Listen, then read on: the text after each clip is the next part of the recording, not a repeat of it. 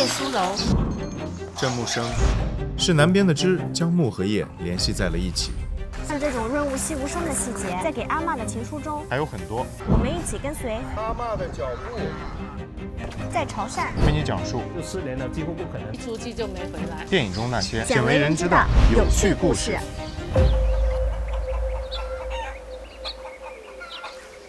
哎，你看，这就是电影里那个自行车吧？对，是木生送给舒柔的定情物。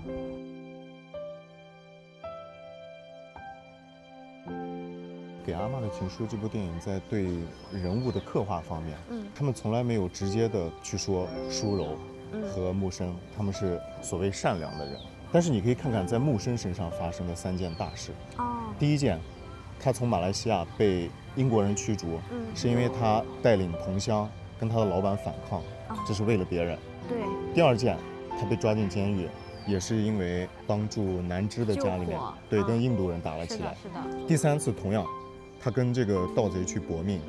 其实偷的也不是他的船，对，偷的是他隔壁同乡的船。是的。你就从这些事情里，你可以看出来，木生他是一个很善良，是一个见义勇为的人。对。那舒柔也是，你记不记得有一次晚上？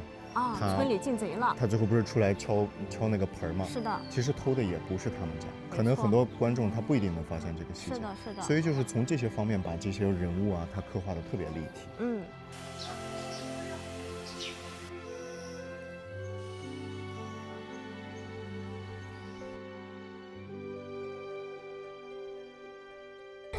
你好，你好。你好，问一下，这个自行车是你的吗？是，这个是。我的车挡一下。哦，很好看。这个是多少钱呀？自行车它骑一下是多少钱？那随心所欲。多少钱？随心所欲。随心所欲。哦。随心所欲。随意给是吧？随意啊。我们来过一下送信的桥。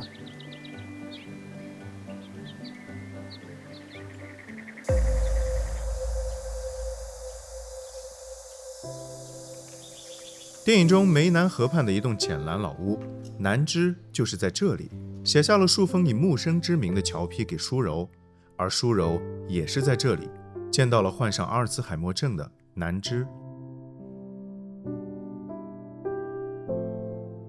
朋友们，我们现在所在的就是南枝的家。没错，在电影中，你记不记得在监狱中的木生收到了来自家里的来信，同时呢也收到了来自女儿送的一个纸飞机。对，那女儿说的是想爸爸的时候，一眨眼就能飞回来。所以呢，在电影的最后，终于有老年的阿嬷通过坐飞机的方式，将木生的牌位带回了他的老家。所以这相当于也是一个前后的点题了。对，导演细节好评。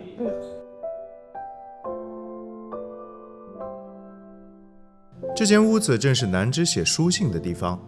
从导演删去的片段中，我们可以看到18年过去，南枝依旧身着那身衣服，也依旧书写着给阿嬷的侨批。而现实中，拥有这栋蓝色侨宅的家族，多年来同样在书写着另一个下南洋寄侨批、赡养亲人的家族故事。麻烦您给大家介绍一下自己。我是华南师范大学的历史文化学院的教师叫陈烨也是这栋100年侨宅的后人那就刚才你喊了一句老板，我是没反应的，因为没有人叫过我老板。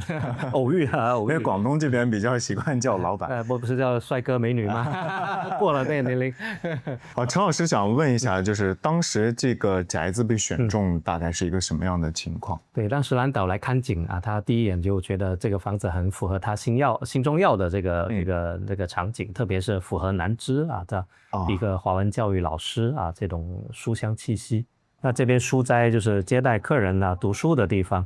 那这个地方就我们会看到它这种蓝色的风格，以及很多这种家训的这种书法的装饰。是比较吻合他女主的这个身份的那蓝导他就看中了这个地方，看中这地方。然后我注意到一点，就像房顶上的这种，你看像那个地方，它就是红褐色的，然后下面这边是蓝色的，像这种它是为了电影拍摄专门去刷的一个蓝色。不是，它原来就是这个颜色。对，然后这100年的岁月的这个冲刷已经非常残破，所以当时是做了一次大修缮，整个屋顶全部是掀掉重新把一些被蛀掉了的柱子全部更换。但是这种蓝色的色调就是原来的木板的最底的底色那一层，还是这个蓝色。对，一会儿可以指给你看，就那一看就是那个颜色。好，那蓝岛来了之后，他们对这个现场的环境做了一些改变，现在还有保留下来吗？基本没有了。这个珠帘是老的，珠帘是他搞的。哦，珠帘是他。对，我过年还想着把它卸掉，结果电火了，我就还保留着它。这个是他给我搭配的，这个蛮好的。哦，这个颜色。对，这个颜色是很好。这个就他当时留下来的。OK， 留下来的，我觉得刚好就使得那光线暗一点，不要太柔和一点，对，柔和。然后我对这个房间里面其实最感兴趣的就是这个地方，对，就是这边的老照片。您可以给我们大概介绍一下吗？可以从这个照片介绍起哈。好，这个因为我爷爷3兄弟，那2个哥哥呢就一个去了泰国，一个去了马来西亚。那我爷爷是留在这个主宅里面守着香火，守着主宅的。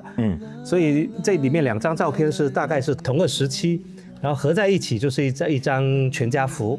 这个是在马来西亚槟城，我的高祖母就爷爷的奶奶 ，OK， 100岁生日那边生日的一个合影。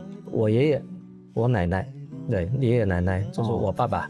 所以你可以看到他们3兄弟，是吧？里面我爷爷的2哥、2嫂，爷爷的大哥、大嫂，然后这是大哥，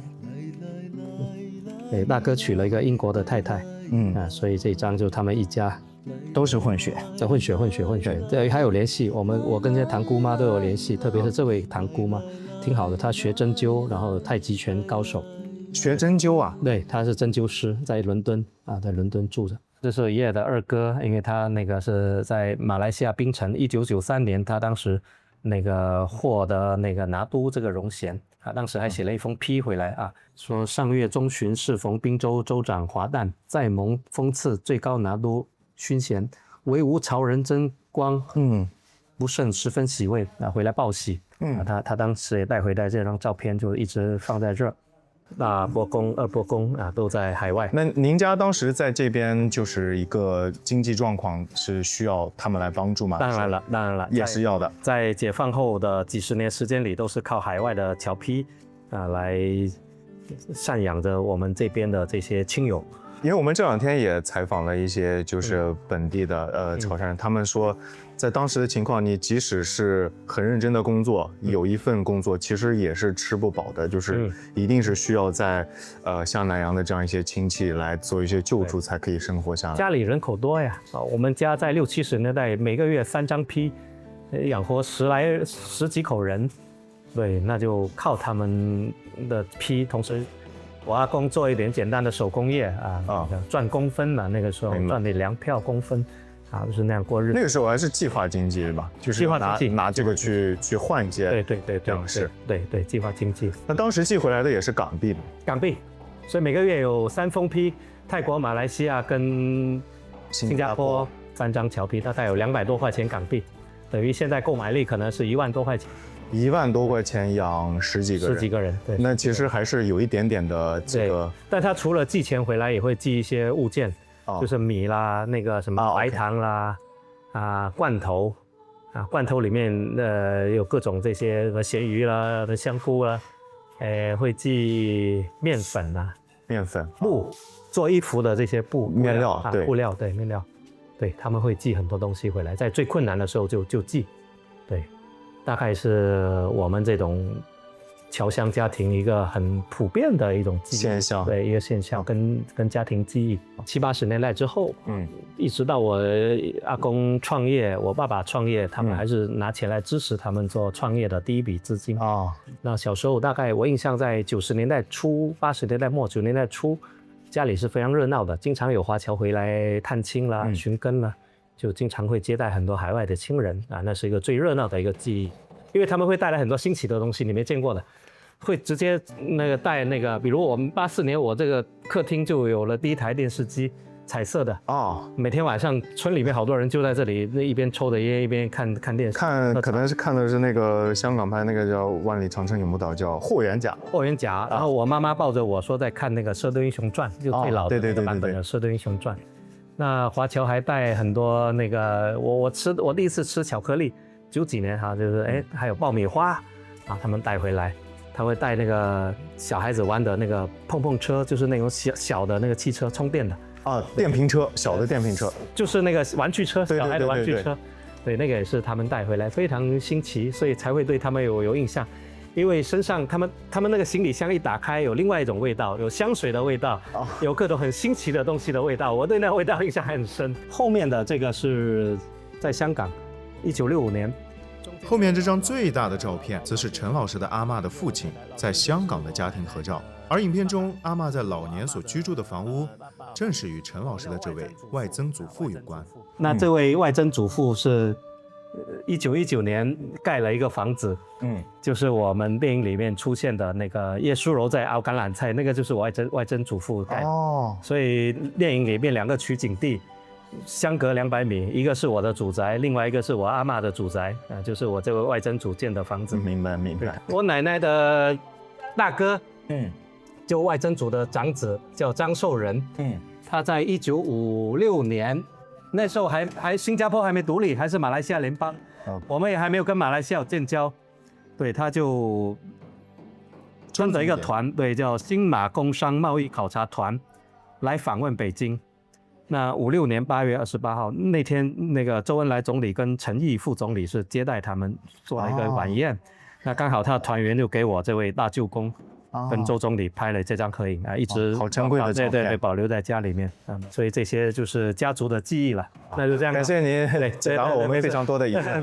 没事。说起家族记忆，我突然意识到，在房间的醒目位置摆上一大家人的全家福这个习惯，在我们这代人身上正在逐渐消失。这也让我想起过去，每一次过年回到奶奶和姥姥家里，都会对着全家福看2眼，都会问出同一句：这就是谁谁谁年轻的时候啊。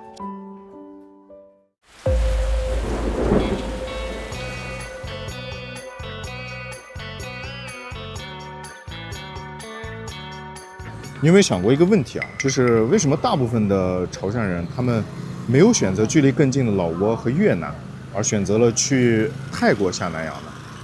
说实话，我没有想过。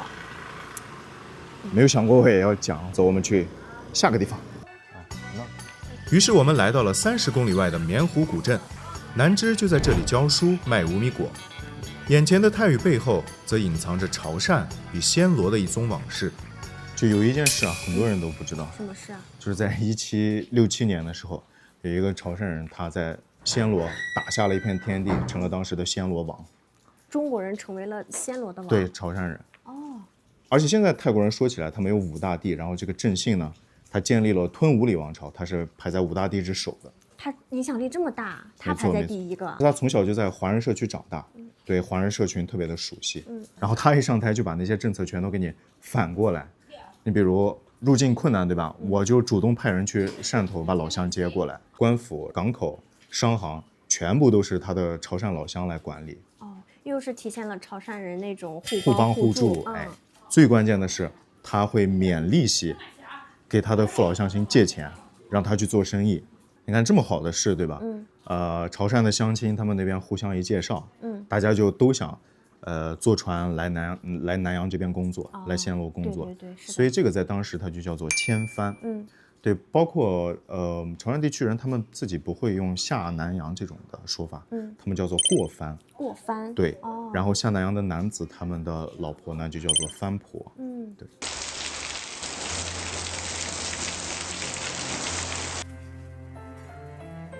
走仔不是要走的仔。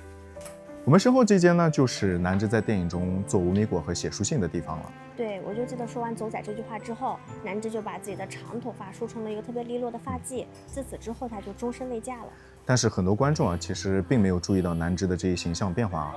而这个极具深意的盘发仪式呢，正是岭南地区独特的自梳文化。梳起自己的发髻，表示终身不嫁。自梳女呢，它其实起源于一个民间的传说啊，就是在顺德地区。有一家姓胡的人家，有5个女儿，他的大女儿嫁给了一个富商，但是是一个去世的人。啊？对，一个去世的人。去世的人嫁？对，这是他们当地的一个民俗啊。然后2女儿也嫁给了一个富商当小妾，然后嫁过去之后，被她的丈夫大老婆就天天欺负，被她公公调戏，对，最后就挑井了。3女儿是嫁给了一个采石匠。最后这采石匠就摔下深山了，然后他就无依无靠，最后就带着孩子上街去乞讨。四女儿是嫁给了一个比较穷的人家，反正就是生活过得很苦。最后就是不到30岁已经人老珠黄了。然后这个五妹她看到4个姐姐的生活，就是她不想重蹈覆辙，她就打算不相亲不结婚。然后到她26岁的时候，她家里人呢，她也没有办法，就从此以后五妹就自梳发髻，自食其力。她就这个现象在当地就流传开来了，成为了一个女性自主自强的一个标志吧，可以说是。眼前这位卖无米果的老板娘，正是南芝教书的房屋现实中的主人。只要你路过，她就会非常热情地将免费凉茶推荐给你，还可以免费获得一份无米果。风血管的就会止咳的，200%吧。那他的祖辈中是否也有人下过南洋呢？大姐，我想问一下，就是您家里有之前下过南洋的亲人吗？有啊，就是我爷爷就是下过南洋的。他是去到哪里了呢？我爷爷去新加坡的，一出去就没回来，有回来过，也是过了一下就走，就没有了。因为就说因为他是在那边也是一个大管家来的。就是在那边生意做得也很好，很好，对，然后就一直要跟着很多船过来，然后进来也就没有怎么，反正就没怎么回家了。有寄钱回家吗？有啊，就我爷爷他就经常寄钱、寄药品、寄衣服，还什么那边有什么听到这边少了就寄油啊。猪油还寄过来，然后现在我家里都还有那药品，就是那个羚羊角，羚羊角 ，OK，还有水狮角，水狮，小孩发烧的时候磨那个刮那个火啊就会好，来喝水泡水就可以。那就等于当时奶奶一家的这个生活的开销，实际上也是要靠爷爷寄回来的这些钱来维持的，对不对？对呀，是啊。然后就小时候就反正就知道因为我爷爷很少回来嘛，我奶奶有一点生气过番之客千千万，当年几乎每个潮汕家庭都有自己的过番故事，但终究美满居少，悲剧居多。一位司机师傅与书法师傅的讲述，也验证了我们的一些想法。像其实这部电影是比较理想化的。比较美化的，不是美化，它也有这种情况但是它这个是比较理想的，它这个还找得到踪迹有一些去到外面去世了，在外面过世了就过世了，这家里人也不知道断了联系。还有一些是单身一人过去，家里面老婆孩子就不要了就是情况都不一样，也是现实的，但是这一小部分是这样比较理想化的就是像阿玛那个情况，很好的，算是很好的。我们这边有的这样，就去到那个船上，然后到了那里，就是结婚去的也有什么的，下来就找不到人。是家里卖掉东西当路费，有的卖牛啊油、卖花，有的卖人啊，卖的这样去的很多。卖人啊？对啊。卖儿卖女吗？对呀。那个山头那边还有一个侨皮馆，寄的那个钱回来，说去把那大女儿赎回来的。见信致妾，赎五女，回家，付代币5万元。在电影中有一句话，我相信至今都没有几个人会记得。拍出来对方嘅鄧雙生大多消息似長生。而我们在侨皮馆的所见所闻，都在不断的印证这件事：过番之人，苦命者10之8九。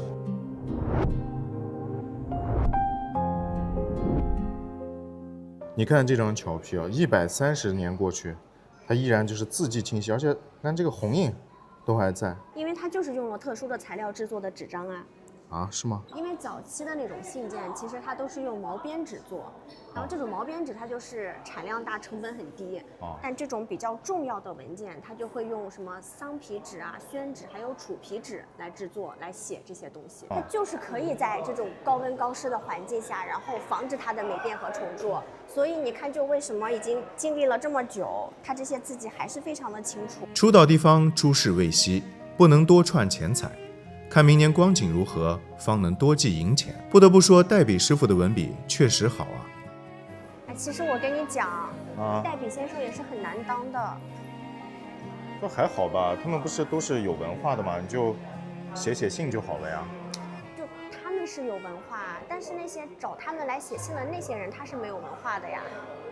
就是可能沟通起来比较困难，是吧？对，那些人他其实是逻辑思维非常混乱的，然后有时候可能还口齿不清，然后代笔先生就得通过那种他们这种很混乱的描述里面，把他整个事情按通顺的逻辑来给他写下来。确实，我们今天看到的桥批就是逻辑就很清晰，也很通顺了。是的。并且我们刚才在导游那里听到了一个挺有意思的信息，就是代笔先生因为受过教育，他都是有自己的三观和原则的。比如在信件里，辱骂家国的不能写，辱骂自己父母和家乡的他们也不写，还有一些就是吐槽自己生活不顺的这种事情，他们也不写。对，但其实过番的那些潮汕人，他们自己本来也不太喜欢抱怨，通常都是报喜不报忧的。是的，是的。这就是为什么我们今天看到的桥批，整个信件里呈现出的都是一种积极向上啊，还有乐观的这种感觉。之前不是咱们看完电影，你还觉得奇怪吗？为什么他们写信都感觉文绉绉的吗？对，我了解过后就知道了嘛。他就是要做到惜字如金，所以才能呈现出纸短情长，在有限的篇幅里要表达出更多的内容带给他的家人。其实这个也是我们中国汉字的一个魅力所在。用特别少的文字，但是却能表达出丰富的情感。你但凡换一国语言，它都是做不到的。是的，那为什么要叫银杏局呢？桃芳酒楼作为阿嬷电影《银杏局》的取景地，在民国时期可是富商名流频繁出入的重要场所。尽管今日已经变成民宅，但却依稀可见往日的精巧与艳丽。2楼的银杏局是南枝的扮演者李思彤进组的第一场戏，这里则是银杏局3巨头排队的地方。你把2个字拆开解释一下，银表示钱财，信表示信件。对，所以就是连着钱财带信件一起寄回家。那具体在寄桥批的过程中发生了哪些事，我们还是让陈老师来给我们解答一下。好，当时这个港币进来以后，它兑换起来有一些困难吗？银行兑换银行兑换，因为港币是最稳定的，特别49年之后，它寄钱回来基本就港币。然后在国内的，会写一些信再回过去吗？回批嘛，你一封批收到，你得写回批的，说我收到了，我收到了，然后寄回去才完成一个闭环。那在这个回和寄的过程中，它有发生过丢的情况吗？肯定有，但不多。就是它的这种批局，它是非常诚信跟讲规矩的肯定不会来私吞你的钱。中间如果发生意外，那批局知道了，他会赔偿。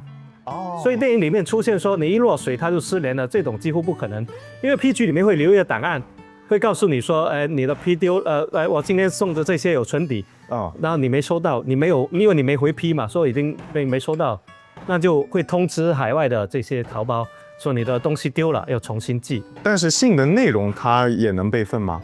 没办法备份了。对，那东西丢了肯定的，就是东西和钱这个是有保证的。对 ，OK， 明白了。一部好电影的魅力正在于此，它让你不自觉的就想去了解影片中的更多背景故事。旅行中遇到的每一张面孔，都带给我们不同的过番往事，诉说着他们记忆中潮汕人的无奈与坚韧不拔，纸短情长，福微珍重。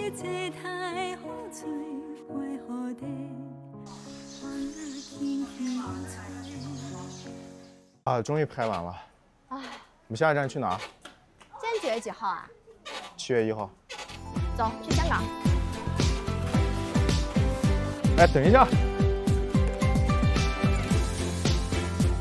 快说，我很累。我觉得给阿嬷的电影，你说我像陈村老师啊？对，你来看。你能不能想我点好？欢迎来到本期《唐人街探案之暹罗往事》。对。你好，可不可以就一条？我们